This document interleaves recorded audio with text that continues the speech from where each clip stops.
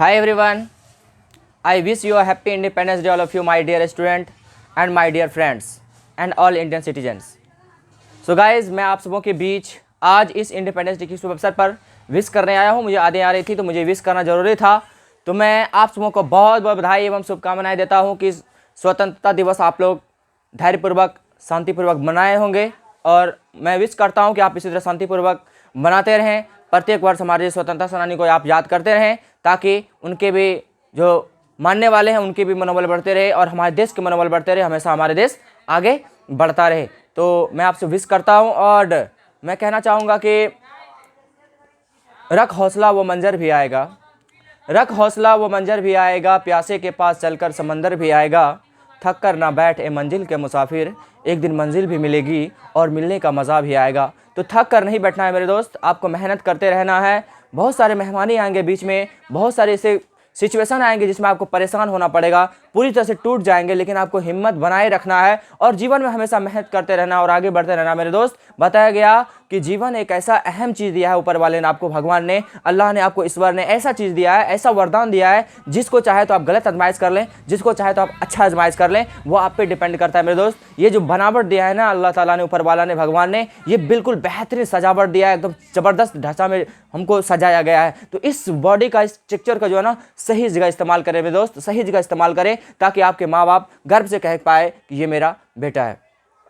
अब अगर डॉक्टर राजेंद्र प्रसाद के बारे में बात करेंगे, पंडित जवाहरलाल नेहरू के बारे में बात करेंगे, एनीवे किसी भी, अगर आप स्वतंत्रता सेनानियों के बारे में बात करें, चाहे अशफाक उल्लाह खान हो, चाहे वो कोई भी हो, भगत सिंह हो, चंद्रशेखर आज़ाद हो, सबकी स्टोरी को पढ़िए मेरे दोस्त। उन्होंने कुछ गवाया है, उन्होंने कुछ खोया है, तब जाके ये आज़ादी मिली है। लेकिन हम लोग आसानी से सोच बैठते हैं, चलो 15 अगस्त है, एक तिरंगा ले लो कंधे पे, बस भारत माता की जय, यही होगी हमारी स्वतंत्रता। ये नहीं है मेरे दोस्त, उन्होंने कितने धूप में जले होंगे, कितने बारिश को झेला होगा, कितने आंधी तूफान को झेला होगा, तब जाकर ये आज़ादी मिली, कितने लाठियाँ खाई होगी, कितने गोलियाँ खाई होगी, तब जाकर ये आज़ादी मिली है हमें। लेकिन हम लोग आसानी से बना बैठते हैं, आसानी सोच बैठते हैं कि ऐसे ही होता है। ऐसा नहीं होता है मेरे दोस्त। आप अगर आज़ादी के बारे में बात करेंगे, अगर सबसे अहम भूमिका अगर डॉक्टर राजेंद्र प्रसाद के बारे में बात करेंगे, चंद्रशेखर आज़ाद के बारे में बात करेंगे, अगर वहीं पे भगत सिंह के बारे में बात करेंगे, वहीं पे अगर एनीवे कोई भी स्वतंत्रता सेनानी है, बहुत सारे 96,000 स्वतंत्रता सेनानियों को नाम लगा हुआ है। आप अगर जाके देखेंगे इंडिया गेट पे, उनमें से स्वतंत्रता सेनानियों के अगर नाम देखेंगे आप तो रो पड़ेंगे उनके नाम देख करके, उनके बायोग्राफी उसमें लिखा हुआ है। आप वहीं पे जाएंगे अगर कारगिल के युद्ध में, तो कारगिल के जो एंट्री मारेंगे गेट पे, वहाँ पे स्वतंत्रता सेनानियों का नाम लिखा हुआ है। उन लोगों का नाम देखकर उनके फिर बायोग्राफी को जानेंगे, फिर उसके फैमिली ग्राउंड को जानेंगे, तो आपकी आंख में आंसू आ जाएंगे मेरे दोस्त। ये हमारे देश की आज़ादी करवाने में ये भूमिका रही है। लेकिन हम लोग आसानी से सोच बैठते हैं कि चलो ऐसे ही होता है, एक बार झंडा फहरा दो, तालियां बजा लो, जाना गाना मन हो गया, यही हमारी स्वतंत्रता सेनानी। ये नहीं है मेरे दोस्त। हमेशा अगर आपकी तरफ अगर कोई आवाज़ आती है कि हमारे देश पे खतरा है, तो आप उस पर आवाज़ उठाइए। अगर हमारे देश में, हमारे इस समाज के लोग अगर गलत कर रहे हैं, उन पे आवाज़ उठाइए, ताकि हमारे देश में बुराई बच पाए। हमारे देश एक ऐसा देश है ना, अगर इस देश के खिलाफ अगर कोई खड़ा हो और आप अगर नहीं लड़ रहे ना, आप याद रखिए, अगर जिस तरह हमारे ऊपर अंग्रेजों ने 200 साल किया ना, वही हुकूमत कहीं आप पर चालू ना हो जाए, है कि नहीं है। इसलिए मैं आपसे कामना करूंगा, आपसे गुजारिश करूंगा कि आप हमेशा देश के प्रति खड़े रहें, हमेशा तात्पर्य रहे कि कोई भी मुसीबत आएगा, चाहे किसी भी देश ने किसी को हमला बोला, तो जरूरी नहीं कि हमने स्वतंत्रता सेनानियों को जो खोया है उसके बदले में हमारे आर्मी वाले को लगाया गया, बीएसएफ वाले को लगाया गया है, सैनिकों को लगाया गया, वही झेलेगा। नहीं मेरे दोस्त, आपकी भी जिम्मेवारी है। आपको देश में अगर किसी प्रकार की आँच आती है, आपको भी खुल के आगे आना चाहिए, आपको भी लड़ना चाहिए। तो मैं बताना चाहूँगा, आज डॉक्टर राजेंद्र प्रसाद सर के बारे में बताया गया। डॉक्टर राजेंद्र प्रसाद आप जानते हैं फर्स्ट प्राइम मिनिस्टर है। Doctor Rajendra Prasad was the first prime minister of India. He was a great leader of Indian freedom movement. He was popularity known as देशरथ। आप उनके बारे में जाइए, है कि नहीं है। He believed in simple living, वो सिंपल रहना चाहते थे। He believed in simple living and high thinking, बड़े सोच रखते थे, है कि नहीं है डॉक्टर राजेंद्र प्रसाद।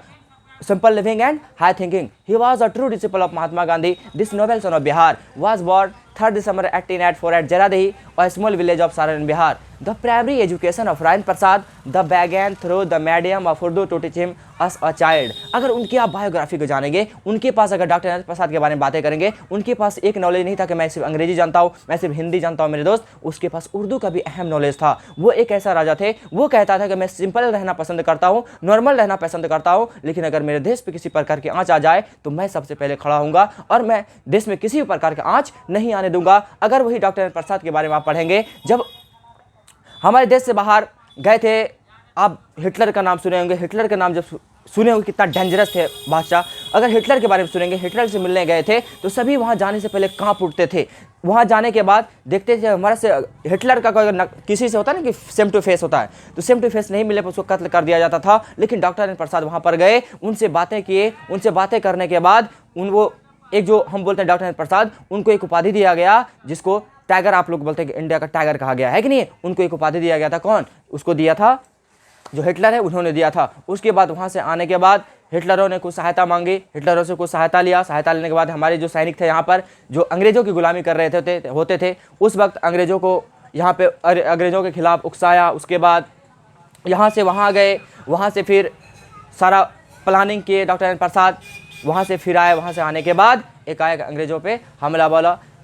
1942 में ही काट मार चालू हो गया था। 1942 से लड़ते लड़ते लड़ते 15 अगस्त 1947 को आज़ाद कराया और हम लोग पूरी तरह से आज़ाद हैं। उन्होंने अपने जीवन को खोया है, अपने आत्मा को खोया है, अपने सारे चीज़ को खो चुका है। लेकिन अब हमारी जिम्मेवारी बनती है कि उसकी जगह हम लोग लें और हमारे देश में अगर किसी प्रकार की आँच आए हम लोग बढ़ चढ़ कर हिस्सा लें और हमारे देश के जो गद्दार है उनको नामो निशानों को मिटा दे, चाहे वो किसी भी धर्म के मानने वाले हो। अगर गद्दार है हमारे देश के खिलाफ कुछ बोल रहा है उनको उसी वक्त भून डालिए, मार डालिए, काट डालिए, ताकि दोबारा किसी में हिम्मत ना हो कि हमारे देश पे हाथ उठा पाए।